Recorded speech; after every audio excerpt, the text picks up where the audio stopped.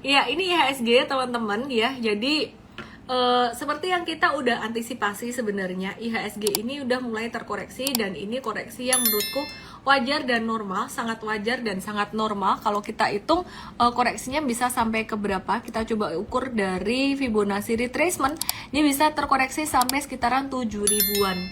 Ya, jadi angka 7.000 merupakan satu angka yang wajar, bahkan bisa. Mau dapat bimbingan intensif belajar saham dan referensi? Bisa tanya jawab secara intensif? Yuk, daftar Mtrade sekarang di mtrade.id/whatsapp atau klik di bawah sini ya. Sampai ke 6988, yaitu angkanya di daerah sini nih gitu. Nah, jadi teman-teman di 6988 di area sini ya, ini area MA 100 juga. Nah, kita waspada nih ya, sih bisa agak-agak rawan koreksi. Kemudian kata Pak Budi, kayaknya kalau nggak IG live pasti Cici ada terasa hilang. Iya loh, aku berasa gimana gitu.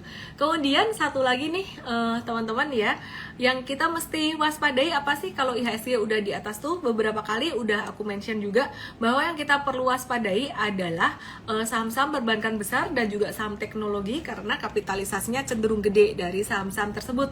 Sehingga masa nggak ada suara? Kaicel satu bilang nggak ada suara. Ada suara nggak? Ya, sehingga saham-saham yang kapitalisasi gede itu harus diwaspadai ketika IHSG kena resisten, IHSG di atas. Kenapa demikian? Karena saham-saham yang kapitalisasi gede itulah itu yang menggerakkan IHSG gitu. Nah, meskipun hari ini saham-saham big cap dari teknologi turun, tapi yang menarik, MTech itu justru malah di net buy 27,5 miliar, 27,5 miliar gitu.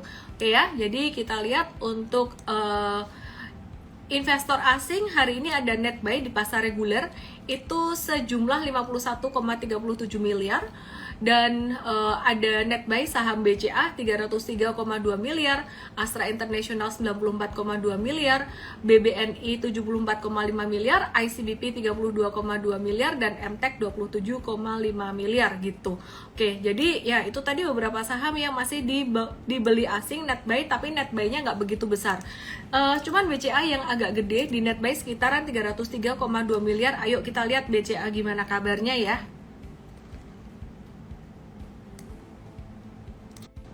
Oke, ya jadi BCA sekarang ini lagi posisinya doji-doji gitu, dan dia berpotensi buat nutup gap di sini ya, sekitaran level 81 sampai 8125-an di sini.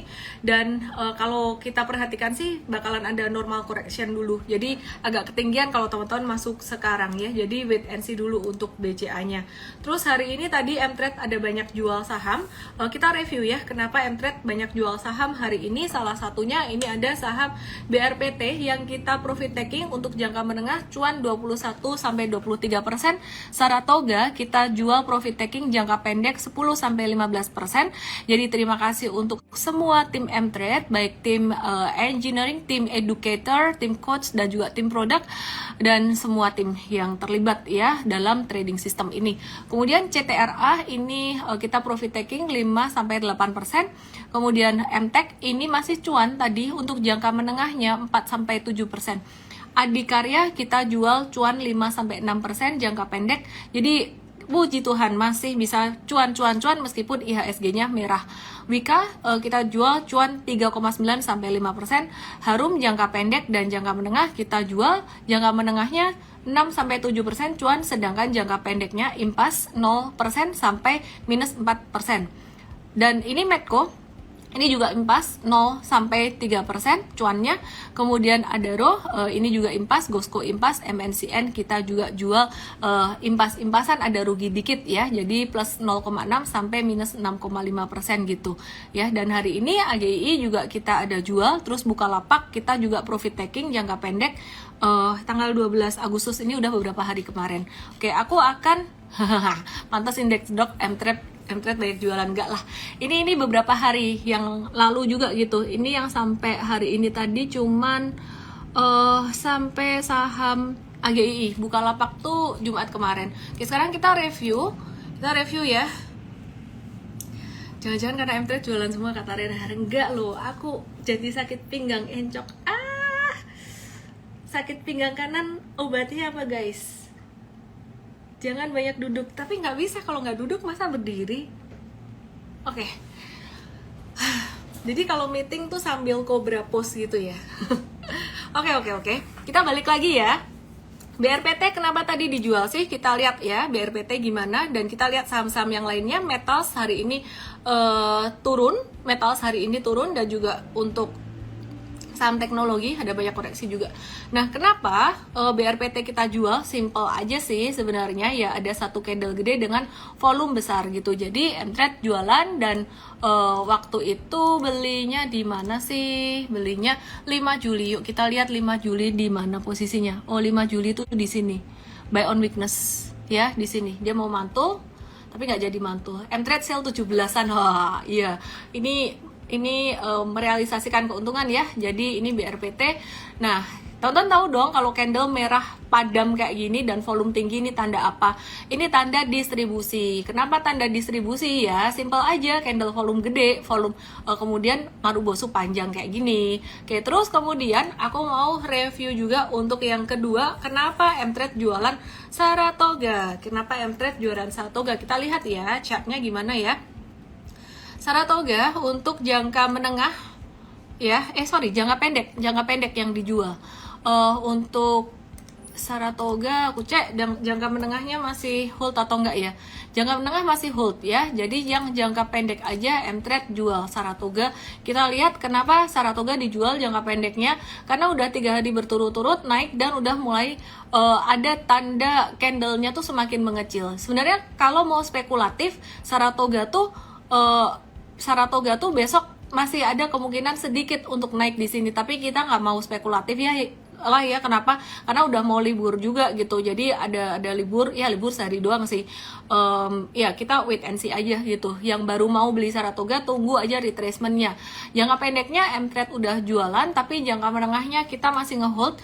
Jangka menengahnya untuk Saratoga tuh yang boleh ikutan ngehold modal berapa ya Mtrade? Maksimal 25-20 tanggal 26 Juli. 26 Juli itu kapan sih? Di sini. Ya, ini di sini.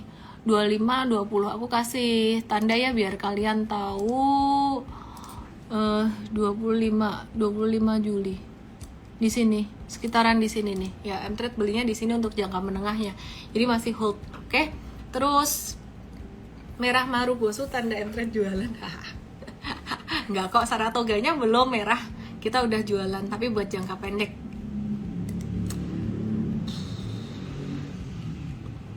BSDE kenapa tadi beli? Oke, sebentar ya. Aku lagi bahas yang jualan dulu nih. CTRA, kenapa beli BSDE jual CTRA? Yuk kita lihat CTRA dulu. Masih bagus candlenya, cuman kita ya merealisasikan keuntungan aja sih, karena dia udah naik duluan, jadi kita switch ke BSDE. Yang jangka pendek kita udah profit taking, sedangkan untuk jangka menengahnya kita masih hold. Jangka menengah tuh kita punya di 19 Juli maksimal harga 875.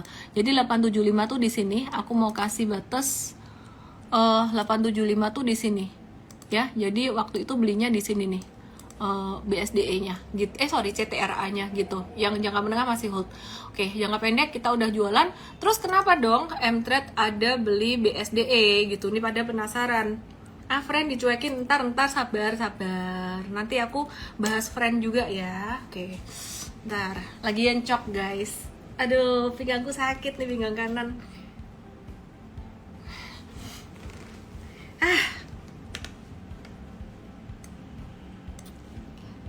Oke, sekarang kita lihat BSDE ya. BSDE tadi breakout dengan volume transaksi besar. Sebenarnya kalau ada nanya, wah ini udah dekat dengan resisten EMA 200. Iya juga sih, cuman BSDE ini tadi dia baru breakout dari masa sideways panjangnya gitu. Jadi kalau kita perhatikan dibandingin sama CTRA itu udah breakout sideways panjangnya tuh udah dari tanggal 28 Juli kemarin gitu. Jadi udah lari kemana-mana. Ini stage 1, ini udah stage 2 kemana-mana. Jadi makanya kita tukar sama BSDE itu yang baru breakout dari stage 1-nya. Dan selamat ya buat kamu-kamu. Aku nggak tahu ada nggak di sini. Kalau ada tolong kasih tahu ya. Ada nggak di sini yang ngumpulin BSDE modal 885 890-an? Ada nggak ya? Jadi angka 890 itu sempat aku bahas berkali-kali bahwa itu angka sakralnya BSDE. Jadi kalau misalkan teman-teman teman-teman punya BSDM modal 890, 89 modal 900-an absen di sini ya. Dan siapa di antara teman-teman yang masih member nih, member beli punya BSDE di angka segitu. Anyway, oke, let me check.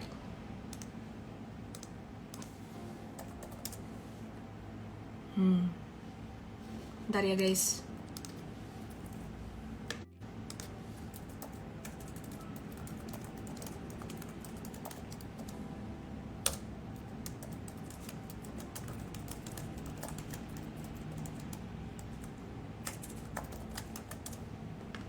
Oke, besok pagi ini aku barusan dikasih tahu teman-teman Mtrade. Besok pagi ada morning briefing gratis buat teman-teman yang pengen tahu morning briefing Mtrade tuh kayak gimana. URL-nya di mana? Langsung aja ke mtrade.id/briefing, mtrade.id/briefing ya. Langsung daftar ke situ. mtrade.id/briefing. Aduh, ini kepanjangan ininya jadi nggak kelihatan.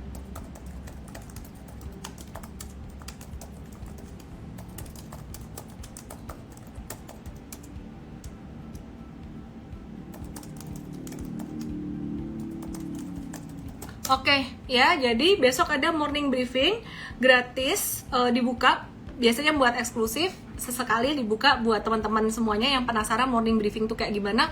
Langsung aja ke mtrade.id/briefing, briefingnya briefing, nanti aku akan pin lagi ya info lengkapnya. Terus buat teman-teman yang masih pemula dan pengen belajar saham, boleh nih, banyak banget yang nanyain kelas saham pemula tuh ada nggak sih? Bener-bener pemula banget. Di Investartnya kalau dulu tiap hari, sekarang cuma hari Rabu dan hari Minggu aja, jam 4 sore, oke ya? Nah sekarang aku mau lanjutin nih ya. Ini aku bahasnya agak-agak random karena malam hari ini rame banget. Meskipun market value kita cuma sekitaran 11 triliunan, kalau pas rame banget tuh sampai 15 triliun sih. Tapi malam hari ini rame banget pertanyaannya. Aku bahas dari beberapa saham yang aktif hari ini, yaitu aku mau bahas saham Mahaka Radio, Mari. Oke, nah Mari ini kalau teman-teman perhatiin ya, ini udah mulai keluar tanda-tanda akumulasi gitu. Nah jadi kalau teman-teman mau buat jangka menengah pun ya silahkan ya. Tapi kalau misalkan mau buat jangka pendek doang juga nggak apa-apa ya. Jadi ini Mahaka Radio atau Mari, dia tuh udah keluar dari stage satunya pada tanggal 8 Agustus kemarin gitu. Jadi ini beberapa kali naik dengan volume transaksi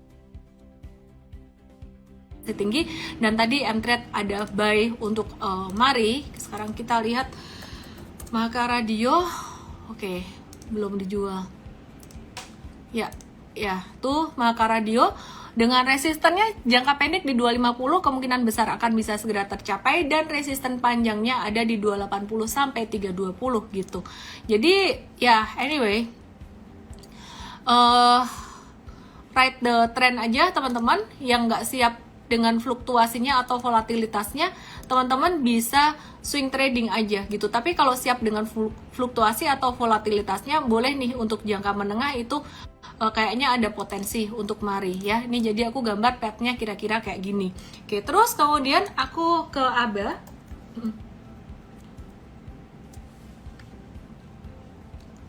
Oke, aku ke ABA. ABA hari ini juga naik, tapi agak beda posisinya sama Mari ya. ABA ini dia udah mulai uptrend gitu. Kalau Mari dia baru aja start breakout gitu. Oke. Terus ini pada pengen friend, cuman Mari itu dia fluktuasinya lumayan ya. Oke. Aku ke friend habis ini.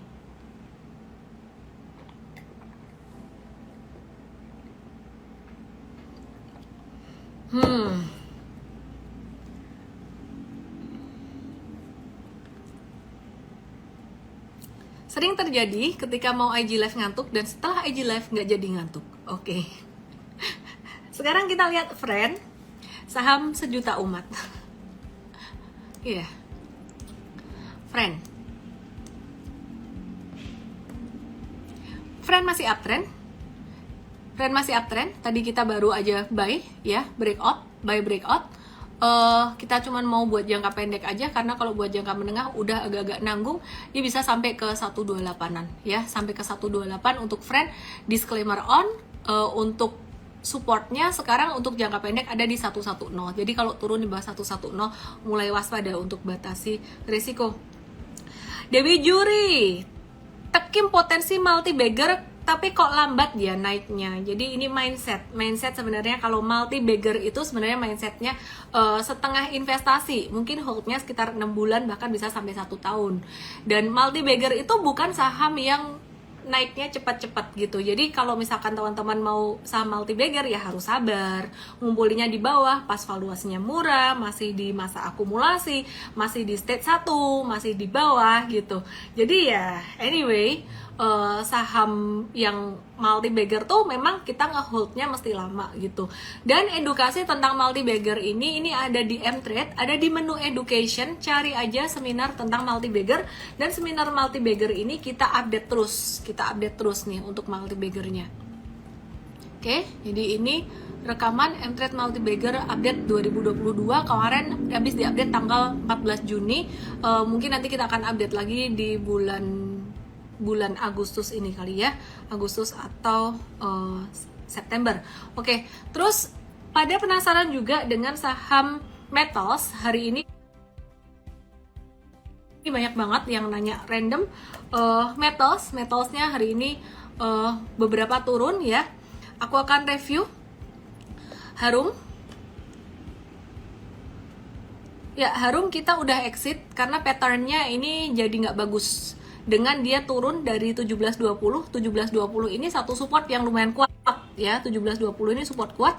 Nah, jadi kalau misalkan breakdown dari 1720, teman-teman waspada dia bisa menuju sampai ke 1545. Jadi lebih baik hindari dulu aja, cut loss dulu, exit dulu. Kemudian selain itu ada saham metals lainnya yang juga mengalami koreksi karena kena resisten, dan ini udah kayaknya aku udah bahas beberapa hari kemarin ya, naiknya udah agak ketinggian.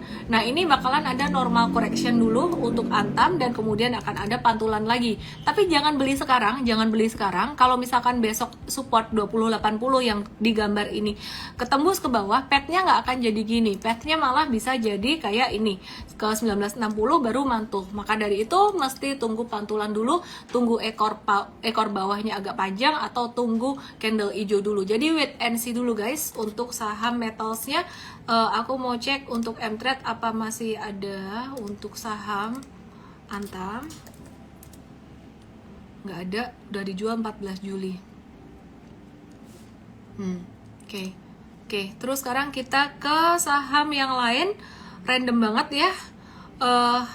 Pemenang hari ini sektor konstruksi, kata Pak Budi Kaiing. Baiklah, marilah kita lihat sektor konstruksi. Sebenarnya selain konstruksi, yang menarik juga adalah sektor properti. Tadi aku udah bahas propertinya 2, ada BSD dan CTRA. Selengkapnya besok akan dibahas di morning briefing besok. Aku akan bahas sektor properti dulu. Yang pertama aku akan bahas Adikarya. Kalau sepengamatan kami, Mtrade ya, untuk sektor konstruksi ini dia lagi di masa stage 1 tuh udah mulai recover gitu. Jadi pada masa akumulasi gitu. Terus kemudian sektor yang lainnya yang kira-kira mirip kayak gini adalah sektor pulp and paper, terus kemudian juga sektor poultry, yaitu masih di stage 1 semuanya. Nah, jadi memang sektor yang ada di stage 1 ini memang perlu sabar, karena kalaupun dia aktif, dia tuh nggak langsung breakout atau naik kenceng. Sebagai contohnya tuh kayak sektor properti yang namanya BSDE, dia beberapa kali tuh diuji di 890 dan zigzag terus sampai akhirnya breakoutnya pun juga pelan-pelan, bukan breakout yang langsung ngegas. Nah, jadi aku sih masih percaya untuk konstruksi, poultry, properti, kemudian juga apa tadi ya, pulp and paper itu bakalan menarik sampai beberapa bulan ke depan untuk dibeli dan simpan, karena valuasinya untuk beberapa sektor itu juga udah cukup murah. Sektor konstruksi Adikarya ini patternnya tuh cakep untuk pattern akumulasinya, karena ketika harga naik volume naik, dan ketika harga turun volumenya turun ya. Jadi teman-teman perhatikan di sini, ini harga naik volume naik, harga naik volume naik, dan ketika harga turun dan dia volumenya turun, dia menguji resisten 830 dan dia berpotensi untuk jangka pendek dia menuju ke resisten 940. Di 845 ada MA 200 nih, biarin aja lah, dia lagi sideways. Kita lebih banyak pakai untuk resisten high pada masa sideways-nya, oke? ini Joni nanya, Miss kalau lagi tren sektor konstruksi dan properti, sektor apa yang dilemahkan lainnya? Yang ketinggian itu sebenarnya cuma rotasi sektor. Kalau aku lihat dari pergerakan harga aja, yang kebanyakan naik akhir-akhir ini tuh komoditi, ya turun dikit normal lah. Bentar ya guys, aku stretching dulu. Aku kebanyakan duduk. Aduh, encok. Oke, Gosco. Wait.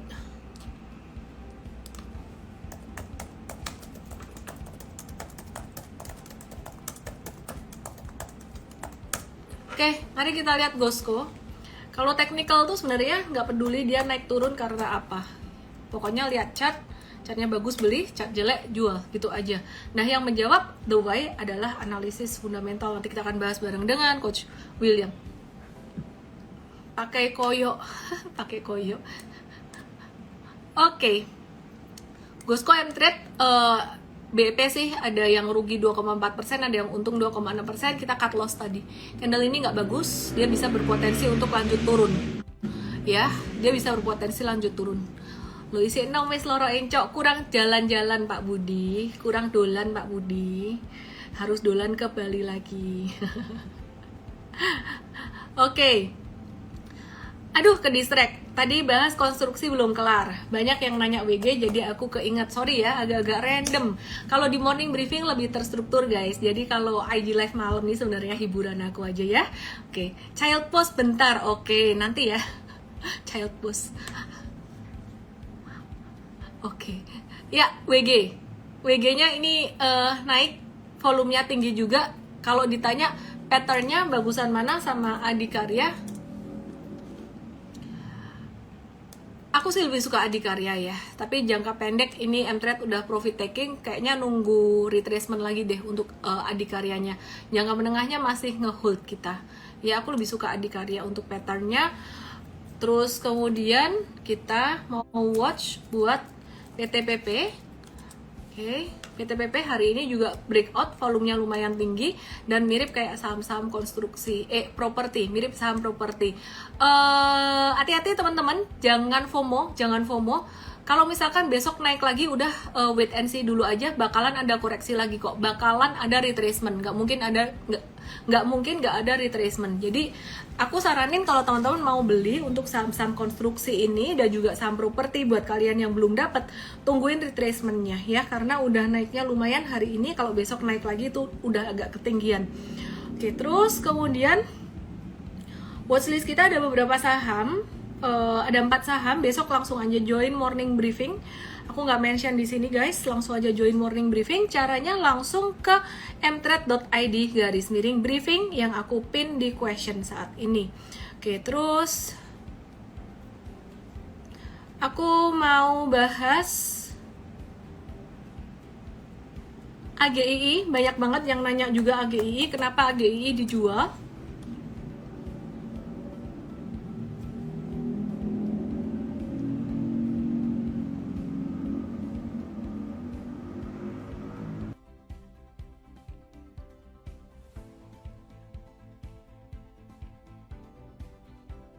Prinsipku tuh cuman mengenali high and low doang sebenarnya. Sesimpel itu. Ya, jadi sesimpel itu. Ini perhatiin, ini high, ini low. Dia bakalan jadi uptrend kalau dia naik dari high di sini 2410. Tapi trennya bakalan jadi slow down kalau dia turun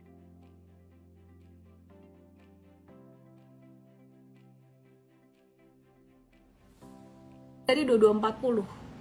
Nah, ini dia trennya turun dari 2240, jadi slow down.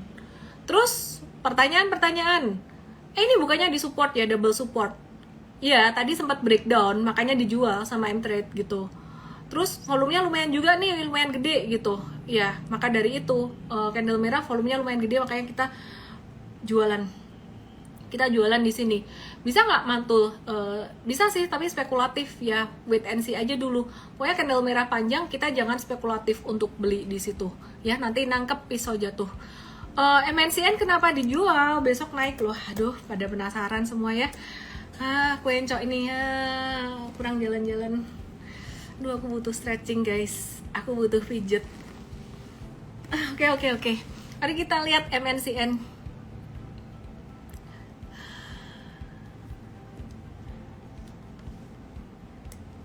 MNCN kok dijual, besok naik loh. Ya biarin aja lah, besok naik. Selalu bisa buyback. Kita buka MNCN ya, ketutup tadi. Oke, MNCN. Jatuhnya sih sebenarnya dengan volume kecil. Tapi sebenarnya apa yang menjadi alasan jual MNCN ini bukan karena stop loss technical. Yang jadi alasan kita jual MNCN adalah stop loss secara mathematical. Jadi mathematical stop loss untuk swing trading itu maksimal 5%. Ini breakdownnya dengan volume kecil. Tapi karena mathematical stop loss-nya udah kena 4,1%, hampir 5%, ya kita cut. Terus untuk jangka menengah mathematical stop loss sebenarnya 10%, tapi kita mau jagain supaya nggak sampai terlalu dalam. Jadi ini loss 6,5% kita udah cut gitu. Oke? Masa dijain spa jauh amat, masa di Solo aja banyak. Baiklah, kalau begitu saya coba mau invite Coach William. Tapi sebelum invite Coach William, aku kok tiba-tiba keinget satu hal. Aku nggak tahu teman-teman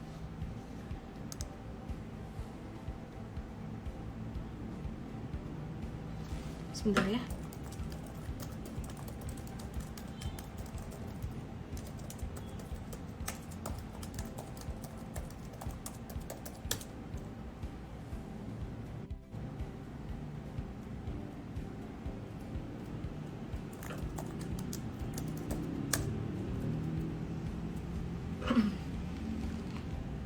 Oke.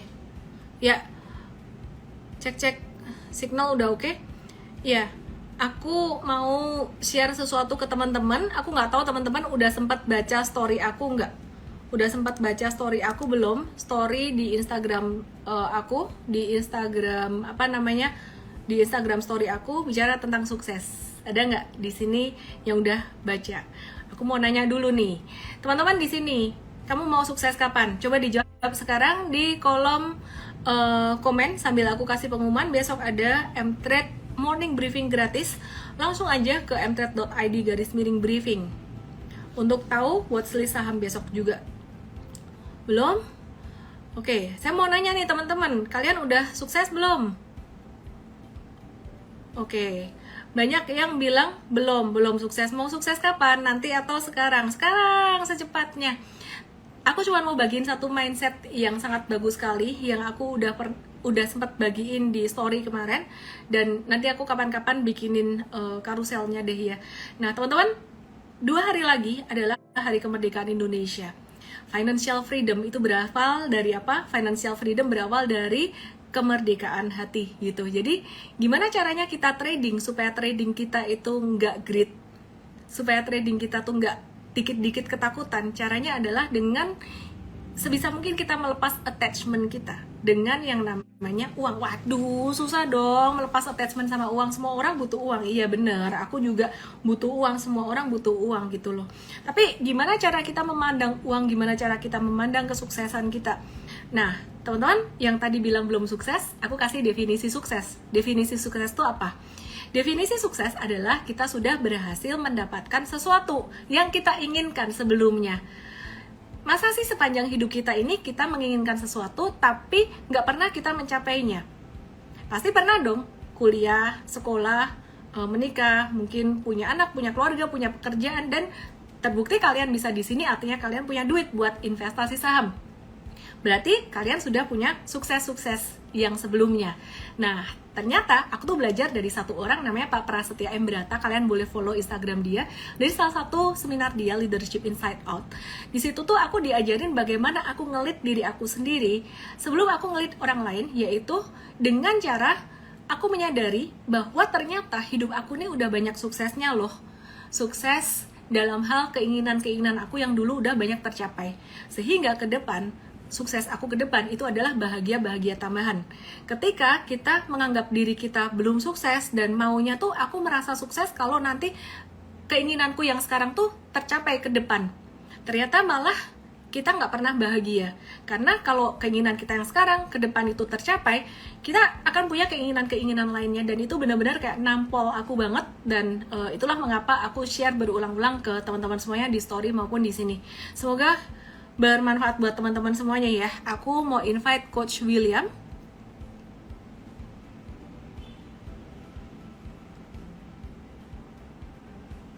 Oke, aku mau invite Coach William. Semoga koneksi lancar. Teman-teman semuanya, kita poin yaitu neraca dagang di bulan Juli dan Agustus ini turun. Kenapa? Terus kemudian konstruksi kembali manggung. Apa karena faktor IKN? Properti menguat, kenapa? Terus ekspor non migas seperti ekspor besi dan baja turun 11,5%, timah turun 54% dan nikel 15,5%. Itu gimana gitu? Coach William mungkin bisa dimulai dari poin pertama dulu, neraca dagang ini turun kenapa? Dan kemudian sektor properti konstruksi gimana? Oke. Selamat malam teman-teman semua. By the way, kita mulai dulu ya dari neraca dagang ya. Tadi memang kalau kita lihat hari ini tuh BPS baru rilis neraca dagang, dan memang kalau kita lihat secara data ada penurunan secara bulanan ya, dari di bulan Juni di 5 billion US dollar, sekarang di bulan Juli di 4,22 miliar US dollar. Nah, jadi memang kalau kita lihat ada penurunan gitu ya. Jadi kalau kita lihat kenapa sih ada terjadi penurunan gitu ya. Nah, ternyata kemarin setelah kita teliti dari data BPS, ada penurunan pada ekspor Indonesia di bulan Juli. Ekspor apa yang mengalami penurunan? Ya spesifik kita bisa melihat adanya penurunan ekspor pada non-migas seperti apa aja, seperti ekspor besi dan baja yang turun 11,5%. Terus ekspor timah juga turun 54%. Dan yang ketiga juga ada penurunan pada ekspor nikel, itu sebesar 15,5% gitu. Jadi penurunan pada komponen nilai total ekspor kita tuh turun secara bulanan gitu ya. Tetapi meskipun turun teman-teman, kita harus mampu melihat dari sisi positifnya. Apa sisi positifnya? Ternyata kalau misalnya kita lihat, surplus neraca dagang kita ini sudah bertahan selama 27 bulan secara berturut-turut ya. Kalau kita hitung itu sekitar 2 tahun 5 bulan. Ya, jadi ini salah satu yang kita perlu appreciate meskipun ada penurunan, tetapi di sisi lain kita masih mampu mempertahankan surplusnya neraca dagang kita sampai di bulan Juli ya, at least tadi 27 bulan gitu. Nah, apakah penurunan ekspor ini memang sifatnya temporary atau memang akan berlanjut gitu ya? Nah, kalau kita lihat penurunan ekspor ini kan sebagian besar karena ada ekspektasi bahwa ekonomi global itu bakal melambat teman-teman, terutama seperti yang kita lihat di Eropa, di US, semua kan secara manufacturingnya kan semua melambat ya karena inflasi lebih tinggi. Jadi itu membuat permintaan dari komoditi itu turun. Nah, tapi kan kita expect kan penurunan nggak selalu terjadi ya. Jadi kita pikir ini masih temporary, begitu Miss Didi. Jadi intinya adalah neraca dagang kita memang turun, tetapi sisi positifnya masih tetap surplus ya selama 27 bulan secara berturut-turut. Itu perlu kita appreciate gitu, Miss. Oke. Ya, jadi itu bicara tentang neraca dagang. Terus ini teman-teman ada yang nanya GDP turun juga ya. Mungkin nanti bisa dibahas dikit kali. Besok aja deh di morning briefing deh, nanti nggak kelar nih.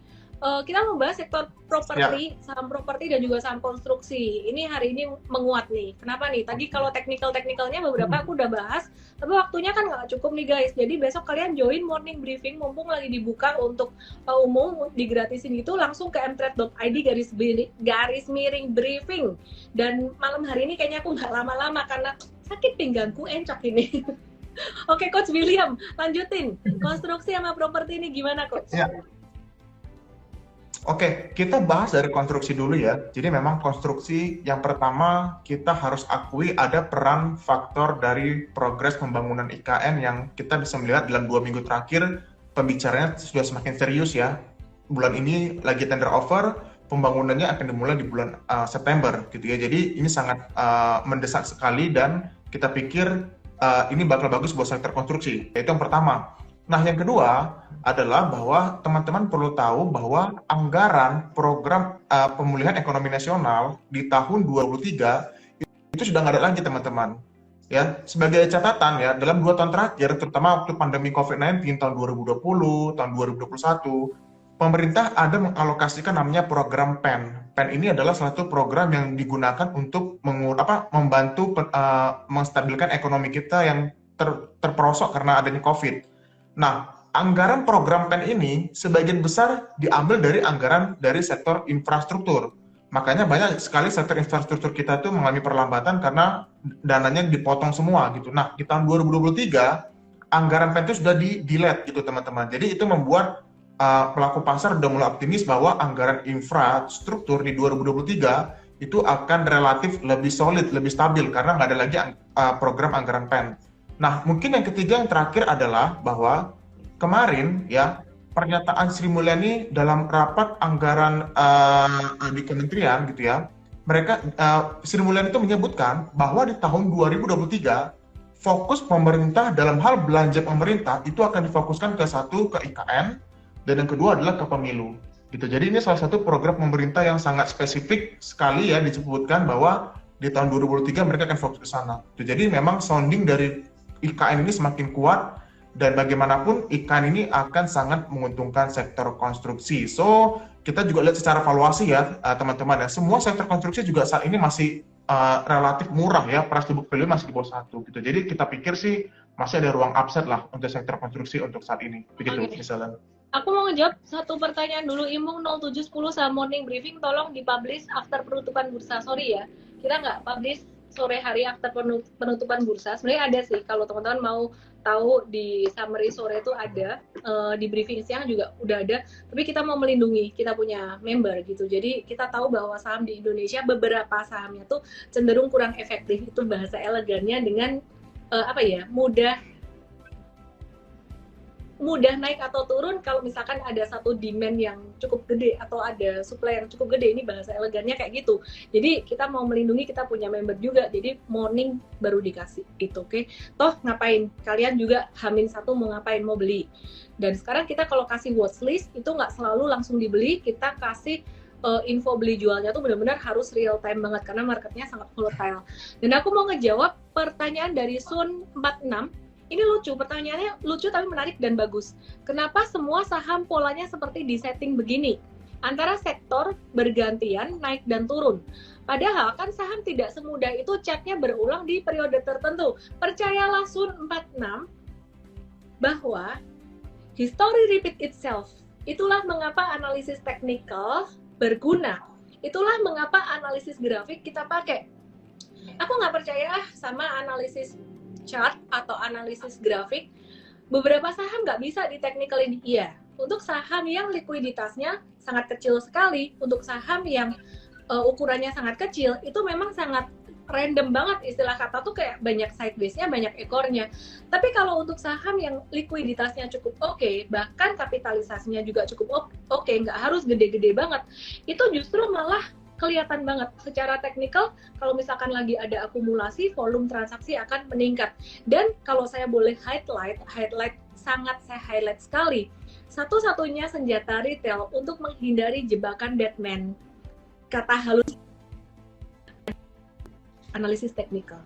Karena kamu nggak bisa pakai berita. Kalau berita tuh bisa dibuat ya,